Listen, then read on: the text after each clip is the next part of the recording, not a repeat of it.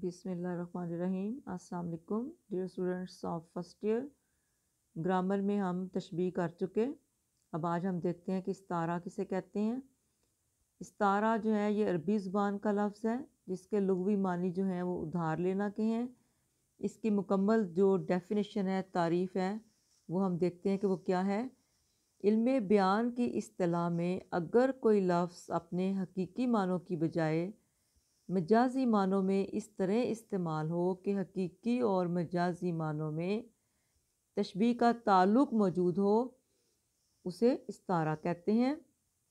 थोड़ा सा आपको इसको एक्सप्लेन कर दूं कि अल्फाज जो हैं वो हकीकी मानों की बजाय से मुराद ये है कि लुग़वी मानों की बजाय मजाजी मानों में किसी और मानों में इस्तेमाल हो और उसके हकीकी और मजाजी मानों में तशबीह का ताल्लुक़ मौजूद हो, लेकिन हरूफ तशबीह मौजूद ना हो तो उसे हम इस्तारा कहते हैं। तशबीह में तो ये है कि हम किसी लफ्ज़ को दूसरी चीज़ के मानिद करार दे देते हैं, लेकिन उस इस्तारा में क्योंकि इसके लुग़वी मानी उधार लेना के हैं, तो इसमें हम किसी चीज़ को बआने ही दूसरी चीज़ जो है वो करार दे देते हैं। बआने ही का मतलब है बिल्कुल वही चीज़। मसलन किसी बहादुर शख्स को देखकर हम उसे शेर कह दें, ठीक है, या उसको रुस्तम कह दें, तो वो इस्तारा की मिसाल होगा और उसमें कासा की तरह की मानिद अल्फाज जो हैं वो नहीं इस्तेमाल होंगे। थोड़ी सी आपको मिसाल दे दूं, जैसे तशबीह में माँ कहती है कि मेरा बेटा चाँद की तरह खूबसूरत है, तो उसमें बेटे को चाँद की तरह कहा गया है।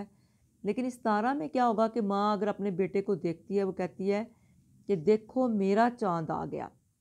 इसमें उसमें बेटे को चाँद ही कह दिया है, बेटे को बआने ही चाँद करार दे दिया है। चाँद का लफ्ज़ गोया उधार ले लिया गया है बेटे के लिए, तो लिहाजा चाँद का लफ्ज़ जो है वो यहाँ पर अपने हकीकी मानों की बजाय मजाजी मानों में इस्तेमाल हुआ है, तो लिहाजा ये इस्तारा की मिसाल है। अब हम देखते हैं कि इस्तारा के अरकान जो हैं वो कौन कौन से हैं। पहला जो इसका रुकन है वो मुस्तार लहू है, दूसरा मुस्तार मीना है और तीसरा जो है वो वजह जामे है। वो चीज़ जिसके लिए कोई लफ्ज़ जो है वो उधार लिया जाता है या जिस चीज़ को बैने ही दूसरी चीज़ करार दिया जाता है, उसे हम मुस्तार लहू कहते हैं।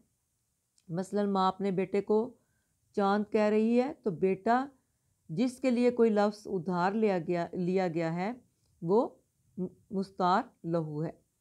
और वो चीज़ जो उधार ली गई हो, जो चीज़ मुस्तार ली गई हो, जिस चीज़ के लिए मिसाल देने के लिए जिस लफ्ज़ को हकीकी मानों की बजाय मजाजी मानों में इस्तेमाल किया गया हो, उसे मुस्तार मीना कहते हैं। यानी वो शख्स या वो चीज़ जिसे मुस्तार लिया गया हो उसे मुस्तार मीना कहते हैं। मसलन अब इसमें चाँद का लफ्ज़ जो है ये हकीकी मानों की बजाय मजाजी मानों में इस्तेमाल हुआ है। हमने इस लफ्ज़ को मुस्तार लिया है बेटे के लिए, तो लिहाजा ये मुस्तार मीना की मिसाल है। और वजह जामे जो तीसरा रुकन है अरकान इस्तारा में, वो जैसा कि नाम से ही वाज़ेह हो रहा है कि वजह जामे कि वो वजह जिसकी वजह से हम कोई लफ्ज़ जो है वो मुस्तार लेते हैं या उधार लेते हैं, तो वो खूबसूरती है यहाँ पर, तो लिहाजा ये इस्तारा की मिसाल है। क्योंकि चाँद का लफ्ज़ जो है ये हकीकी मानों की बजाय मजाजी मानों में इस तरह इस्तेमाल हुआ है कि तशबीह का ताल्लुक़ तो पाया जाता है, लेकिन हरूफ तशबीह इसमें नहीं पाए जाते। शेरी मिसाल देखें ज़रा। रंगो बू का गुलाब कह लूँगा, मोजे जामे शराब कह लूँगा। अब इसमें शायर जो है वो अपने महबूब को गुलाब का फूल कह रहा है, गुलाब का सा नहीं कहा उसने। तो लिहाजा इसमें हम देखेंगे कि महबूब जो है ये मुस्तार लहू है, जिसके लिए गुलाब का फूल जो है वो मुस्तार लिया गया है।